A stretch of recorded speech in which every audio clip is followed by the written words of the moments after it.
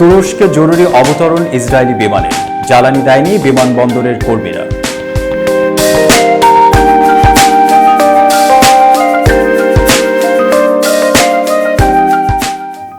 তুরস্কের আন্তালিয়া বিমানবন্দরে একটি ইসরায়েলি বিমান জরুরি অবতরণ করার পর সেটি জ্বালানি না নিয়ে ফিরে গেছে। ইসরায়েলিদের অভিযোগ, বিমানটিকে জ্বালানি দেননি বিমানবন্দরের কর্মীরা। তবে তুরস্কের ভাষ্য, বিমানটির ক্যাপ্টেন জ্বালানি না নিয়েই ফিরে যান। গত রোববার ইসরায়েলি সংবাদ মাধ্যম টাইমস অফ ইসরায়েলের প্রতিবেদন থেকে এ তথ্য জানা গেছে। প্রতিবেদনে বলা হয়েছে, আন্তালিয়ায় জরুরি অবতরণ করা বিমানটি ইসরায়েলের জাতীয় বিমান সংস্থা এল আল এয়ারলাইন্সের। পরে সংস্থাটি এক বিবৃতিতে জানান, তাদের একটি ফ্লাইট আন্তালিয়া বিমানবন্দরে জরুরি অবতরণ করে। বিমানটি মেডিকেল ইস্যু থাকলেও জ্বালানি দিতে অস্বীকার করেন বিমানবন্দরের কর্মীরা।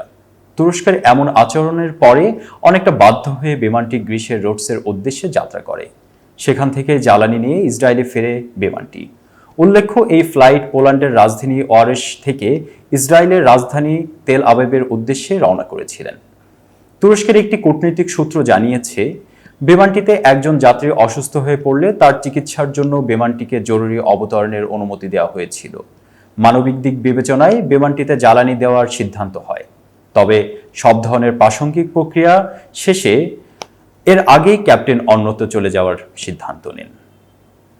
এতক্ষণ বার্তা বৈঠকের সাথে থাকার জন্য ধন্যবাদ। নতুন নতুন তথ্য ও সংবাদ পেতে বার্তা বৈঠকের ইউটিউব চ্যানেল ও ফেসবুক পেজের সাথেই থাকুন।